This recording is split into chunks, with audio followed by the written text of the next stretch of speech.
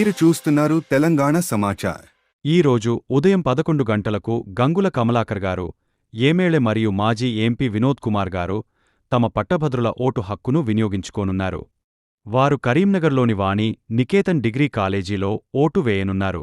పట్టభద్రుల ఎమ్మెల్సీ ఎన్నికల నేపథ్యంలో ప్రజాప్రతినిధులు తమ ప్రజాస్వామిక హక్కును వినియోగించుకోవడం ప్రాధాన్యత కలిగిన విషయం. ఓటింగ్ ప్రక్రియ సజావుగా కొనసాగేందుకు అధికారులు అన్ని ఏర్పాట్లు చేశారు. పట్టభద్రులు తమ హక్కును వినియోగించుకోవాలని నేతలు ప్రజలను ప్రోత్సహిస్తున్నారు. ఈ ఎన్నికలు ప్రజాప్రతినిధుల భవిష్యత్తును నిర్ణయించే ముఖ్యమైన ఘట్టం కానున్నాయి.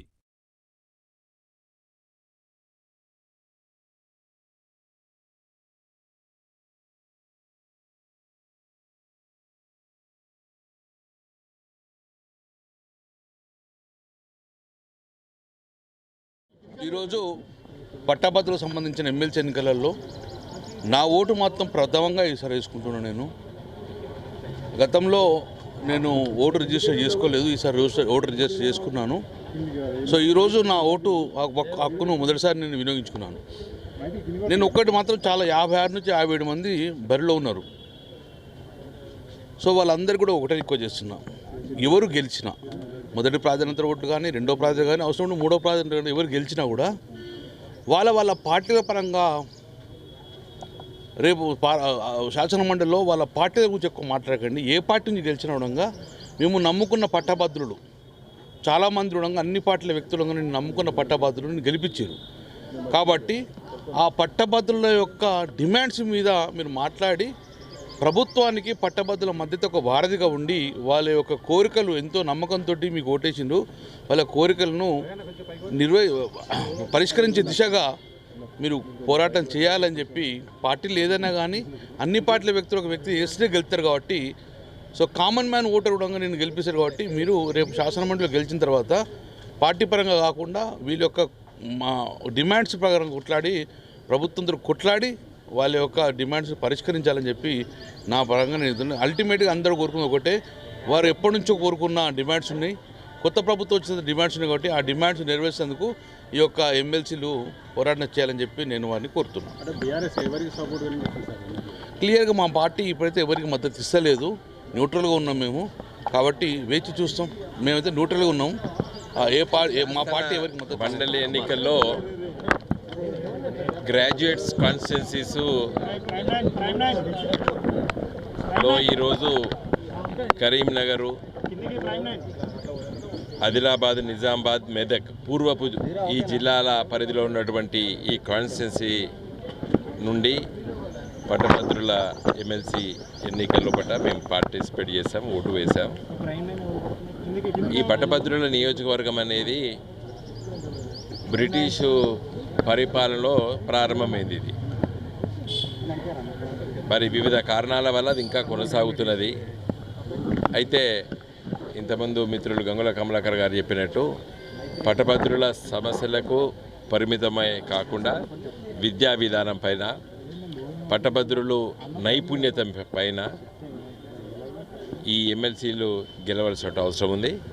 కాబట్టి మా పార్టీ అభ్యర్థి లేరు కాబట్టి ఉన్న వాళ్ళల్లో నేను మరి నాకు తోచిన విధంగా ఈ విద్యా విధానం పైన, తర్వాత పట్టభద్రుల సమస్యలపైన అవగాహన ఉన్నటువంటి అభ్యర్థులకి ప్రాధాన్యత ఓట్లు వేసి రావడం జరిగింది.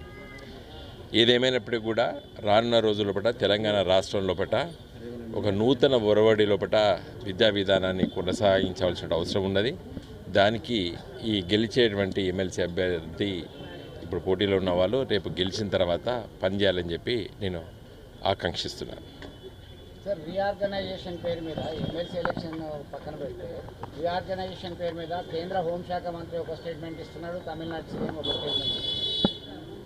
8 లోక్సభ స్థానాలు కోల్పోవాల్సి వస్తుంది, దక్షిణాది రాష్ట్రాలకి తీరని నష్టమవుతుంది అని చెప్పేసి ఒక వాదన. ఇది చాలా మంచి ప్రశ్న. ఇది ఈ డీలిమిటేషన్ పైన దక్షిణ భారతదేశంలో ఉన్నటువంటి రాష్ట్రాలు సీట్లు కోల్పోతాయి అనేటువంటి ప్రస్తావన తమిళనాడు చీఫ్ మినిస్టర్ గారు స్టాలిన్ గారు ప్రస్తావిస్తున్నారు. కొన్ని రాజకీయ పార్టీలు అఖిలపక్ష సమావేశం కూడా ఏర్పాటు చేస్తారని చెప్పి కూడా స్టాలిన్ గారు ప్రకటన చేశారు.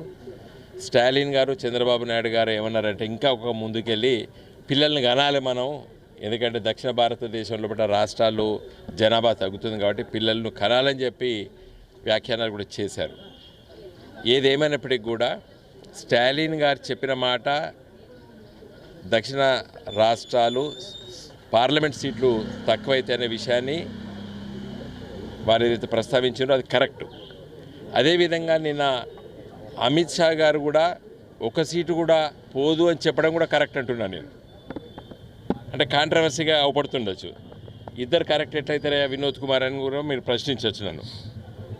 ఇప్పటివరకు 1971లో శ్రీమతి ఇందిరాగాంధీ గారు డీలిమిటేషన్ ప్రకటించినప్పుడు స్వాతంత్రం వచ్చి అప్పటి వరకు 21 సంవత్సరాలు మాత్రమే. అప్పటికే దక్షిణ భారతదేశంలో పట జనాభా తగ్గుతున్నది. అప్పుడు ఇద్దరు లేక ముగ్గురు ముద్దు అనేటువంటి స్టేట్మెంట్ వచ్చేది. తర్వాత ఒకరు లేకపోతే ఇద్దరని వచ్చింది.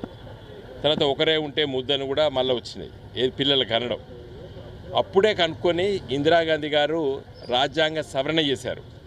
రాజ్యాంగ సవరణ చేసి ఏం చేశారంటే ఆ రోజు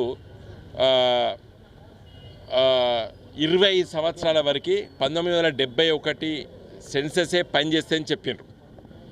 2001లో వాజ్పేయి గవర్నమెంట్ గారు మళ్ళీ 25 సంవత్సరాలు వరకు కొనసాగుతుంది 71 సెన్సెస్ అని చెప్పారు.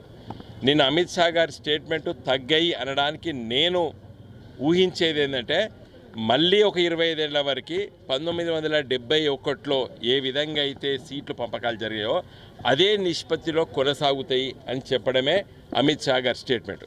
కాబట్టి జనాభా రీత్యా తీస్తే దక్షిణ రాష్ట్రాలకు సీట్లు తగ్గుతాయి అనేటువంటి స్టాలిన్ గారి స్టేట్మెంట్ కరెక్టు. నిన్న మా కేటీ రామారావు గారు అన్న స్టేట్మెంట్ కరెక్టు. అదేవిధంగా అమిత్ షా గారు హోంశాఖ మంత్రి గారు సీట్లు తగ్గవని చెప్పడం కూడా మనం కరెక్ట్ అనుకోవచ్చు. ఎట్లా అంటే ఇప్పుడు జరిగినటువంటి రాజ్యాంగ సవరణను కొనసాగించాలి. మళ్ళీ ఇప్పుడు పార్లమెంటు 2026 వరకే ఉన్నది. అది 2026లో మళ్ళీ రాజ్యాంగ సవరణ చేసి ఈ సీట్ల నిష్పత్తిని తగ్గించము. జనాభా ఎట్లున్నా పర్వాలేదు, 1971లో ఏ విధంగా అయితే నిష్పత్తి ప్రకారంగా దేశవ్యాప్తంగా అన్ని రాష్ట్రాల సీట్లు కేటాయించాయో అదే నిష్పత్తి కొనసాగుతుంది అని అనుకొని ఆ విధమైన ఆలోచన కేంద్ర ప్రభుత్వంలో ఉన్నట్టు నేను భావిస్తున్నాను. కాబట్టి అమిత్ షా గారు అలాంటి స్టేట్మెంటు ఇంకా సీట్లు తగ్గవంటే మనము దాన్ని తప్పుపట్టాల్సిన అవసరం లేదు. బహుశా కేంద్ర ప్రభుత్వము అలాంటి చట్టాన్ని 2026లో తీసుకురాబోతుంది అన్నట్టు నేను భావిస్తున్నాను. కాబట్టి సీట్లు పార్లమెంట్ సీట్లు పెరిగినప్పటికీ కూడా అదే నిష్పత్తిలో పెరుగుతాయి. అంటే ఫర్ ఎగ్జాంపుల్ మన ఉమ్మడి ఆంధ్రప్రదేశ్లో 42 పార్లమెంట్ సీట్లు ఉండే, ఉమ్మడి ఉత్తరప్రదేశ్లో 85 సీట్లుండే. అదే నిష్పత్తితో దేశవ్యాప్తంగా సీట్లు పెరిగినా అదే నిష్పత్తిలో అన్ని రాష్ట్రాలకు పెరుగుతాయి. జనాభాతో సంబంధం లేకుండా 1971 సెన్సెస్ని ఒక బేస్ ఇయర్గా తీసుకోబోతారు కావచ్చు. కాబట్టి అమిత్ షా గారి స్టేట్మెంట్ను ఆ విధంగా అర్థం చేసుకోవాలి మనం. ఇంకా అమిత్ షా గారి ఒక మాట అని రేపు ఇంకొక మాట చేస్తే తప్పనిసరిగా దక్షిణ రాష్ట్రాలు ఊరుకోవు. ఈ దేశ విచ్ఛిన్నానికే నాంది పలుకుతుంది బీజేపీ పార్టీ అలాంటి ప్రయత్నం చేస్తే. ఏది దక్షిణ రాష్ట్రాల జనాభా సంఖ్యతోని పార్లమెంట్ సీట్లు కేటాయిస్తామంటే దక్షిణ భారతదేశం రాష్ట్రాలు ఏవి ఉండవు. ఎందుకంటే ఇప్పుడే ఆర్థికంగా దక్షిణ భారతదేశం నుండి డబ్బులు తీసుకొని పోయి ఉత్తర భారతదేశానికి పెడతారు అని ఒక ఉంది. ఇది నేను చెప్తలేను, ప్లానింగ్ కమిషన్ చెప్తుంది, నీతి ఆయోగ్ చెప్తుంది. ఇలా తెలంగాణ రాష్ట్రం 100 రూపాయలు కేంద్ర ప్రభుత్వానికి ఇస్తే కేంద్ర ప్రభుత్వం కేవలం 49 రూపాయలు మాత్రమే తెలంగాణకి ఇస్తుంది. అదే ఉత్తరప్రదేశ్ 100 రూపాయలు ఇస్తే వాళ్ళకి 499 రూపాయలు ఇస్తారు. బీహారు 100 రూపాయలు కేంద్ర ప్రభుత్వానికి ఇస్తే వాళ్ళకు 600 రూపాయలు ఇస్తారు. అదే తెలంగాణ రాష్ట్రం 100 రూపాయలు ఇస్తే మన తెలంగాణ కేంద్ర ప్రభుత్వం 49 రూపాయలు మాత్రమే తెలంగాణ